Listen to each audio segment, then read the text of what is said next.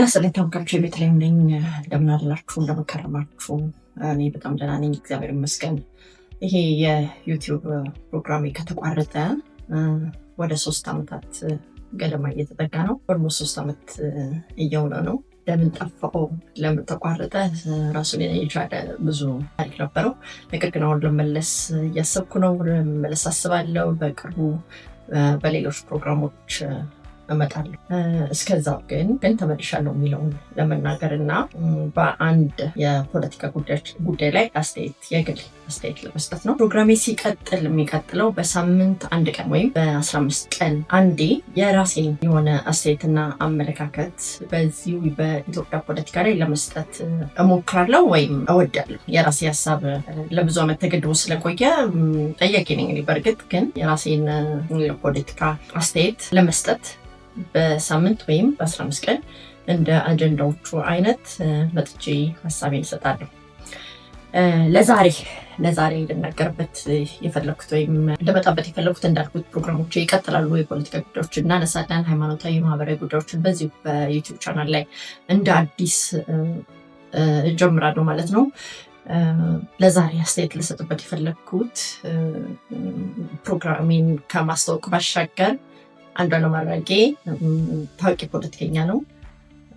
በጣም ታዋቂ ፖለቲከኛ ነው። ከብዙ ጊዜ ዝምታ በኋላ የፖለቲካ አስተያየቱን ሰጥቷል በቅርብ በሪፖርተር ላይ እና ያን አይቻለሁ። አንድ ሀሳብ በዚሁ ሰጥቼ ፕሮግራሜን ማስታወቄ ለመሄድ ነው የፈለኩት። የኔ አስተያየት አንዷለም አራጌ በጣም ጨዋ ሰው ነው። በግሌ በጥቂት እውቀቴ ነው እንደማውቀው በጣም ጨዋ ሰው ነው። በጣም ዋይዝ ነው። ትዕግስተኛ ነው እስከማውቀው።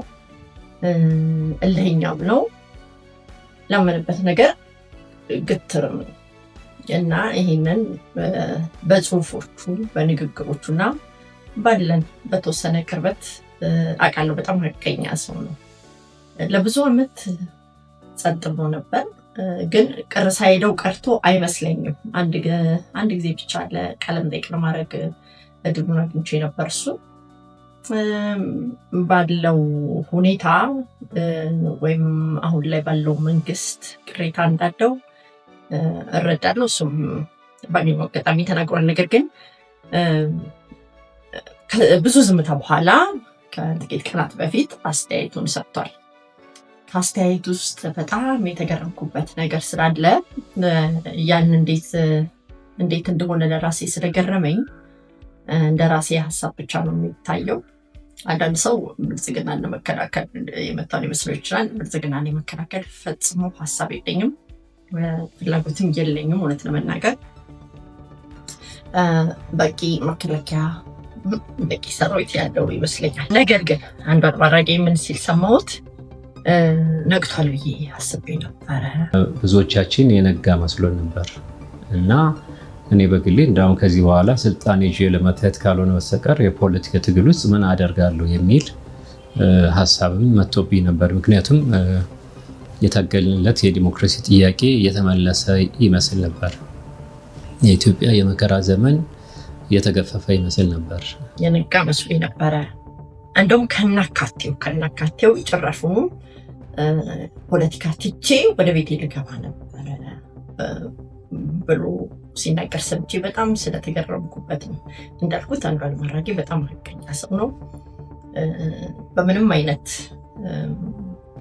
በጥቅም በተለያየ ነገር ሀሳቡን የሚሰርዝ የሚሸጥ ሰው አይደለም። ለሀሳቦቹ ግትር አቋም አለው። ጨዋ ሰው ነው። በግዴ የምወደው ሰው ነው። ግን ምን ተስፋ አድርጎ አንዷለም አራጌ ምን ይመጣል ብሎ ወይም ምን መጥቷል ብሎ እንደ ፖለቲከኛ ወደ ቤቱ የገባበት ፖለቲካ ከነጭራሹኑ እተዋለሁ ያለበት በቃ የነጋ መስሎኝ ነበር ያለበትን ሁኔታ አሰምርበታለሁ። እሱ ፖለቲከኛ ነው። ፖለቲካ ሀሳብ አለው። እንደ ፖለቲከኛ ሊያስፈጽመው የሚፈልገው አንድ ጉዳይ አለው።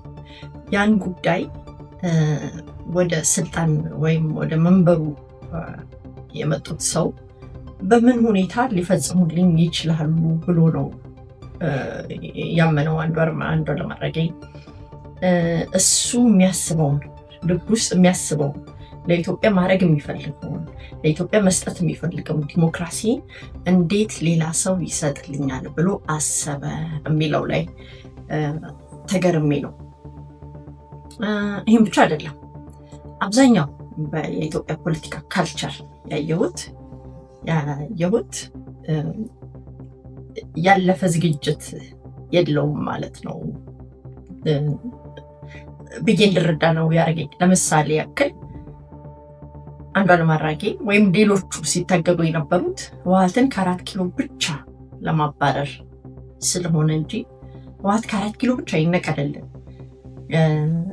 በሚል እንጂ ትግሉ ግራ የገባቸው ወደ ቤታቸው የገቡበት ምክንያት እጃቸውን አጣጥፈው ለብዙ ጊዜ የተቀመጡበት ምክንያት ሀሳባቸው የነበረው ህወሓትን ከ4 ኪሎ ማባረር ብቻ ስለነበረ ነው። ከዛ በኋላ ከተባረረ በኋላ ምንድን ነው የምናደርገው የሚለውን ገና ለማሰብ ነው አብዛኞቹ ፖለቲከኞች ወደ ቤታቸው የገቡት። እሱም ብቻ አይደለም፣ እንደ ኢትዮጵያ ፖለቲካ ካልቸር ባህል ያየሁት ህዝቡም ቢሆን እከሌን ብቻ አባረልኝ ከዛ የመጣ ይምጣ። ለምሳሌ ያክል ይሄ ለውጥ ሲመጣ የህወሓት ቡድን 4 ኪሎን ሲለቅ ወይም ኢህአዴግ ሲፈርስ የሰው የበቀል እርካታውን ለማየት ችለን ነበረ። በቅርበት ሁላችንም ህዝቡ ሲያስበው የነበረው እንደ ፖለቲካ ባህል የሚከተለው የነበረው ህወሓት ይወገድ፣ እሱን ነው የምንጠላው፣ እሱን ነው መበቀል የምንፈልገው፣ ከዛስ የመጣው ይምጣ፣ ጭራቅ ይምጣ። በመሀል እቃወማለሁ ያለ ሰው ምን ፈልገ ነው? ምን አባክ አምሮ ነው? ምን ፈልገ ነው? አንተ ከህወሓት ጋር ነው የምትሰራው፣ የእንትና ተላላኪ ነህ ምናምን የሚሉ ማሸማቆች ስለነበሩ ፖለቲከኞችም እጃቸውን አጣጥፈው ወደ ቤታቸው ገብተው ነበር። ስለዚህ አንዷለም የታገለው ህወሓትን ለመጣል ብቻ ካልሆነ በስተቀር ለምንድን ነው እሱ የሚያስበውን ለኢትዮጵያ ሊሰጣት የሚገባውን ነገር የመጣው የለውጥ ኃይል ያሳካልኛል ብሎ ያሰበውና እኔ ሲል ሰማሁት። እኔ በዚህ ደረጃ ኦህዴድ ትከሻችን ላይ ቆሞ እስክስታ ያወርድብናል ብዬ አስቤ አላቅም ነበር። እሱ ወደ ቤቶቹን አጣጥፎ ከገባ ፖለቲካ ከተወ መናገር ከተወ በኋላ እንዴት ይሄንን ነገር ለኦህዴድ ሰጥቶ፣ በእርግጥ ኦህዴድ የሚባል ድርጅት አሁን የለም፣ ግን ለኦህዴድ ሰጥቶ በቃ ያድኑኛል ያማልዱኛል ብሎ የሄደበት ምክንያት እንደ ፖለቲከኛ አልገባኝም። ስህተትም ይመስለኛል። ወያኔ ይመጣል ብቻ አላማ አድርጎ ከዛ በኋላ ያለው ነገር ምንድነው የምናደርገው የሚለው ግራ ስለገባው የብዙ ሰውም ፖለቲከኞች ሀሳብም ስለሆነ ብዬ ነው የማስበው። አሁንም እንደዛ ነው። ለምሳሌ አሁን ብልጽግና እንዲወድቅ የሚፈልጉ ብልጽግና እንዲወድቅ የሚመኙ በርካታ ሰዎች አሉ። በርካታ ቀጥሎ ምንድን ነው የሚያደርጉት? ብልጽግና ቢወድቅ አያውቁም።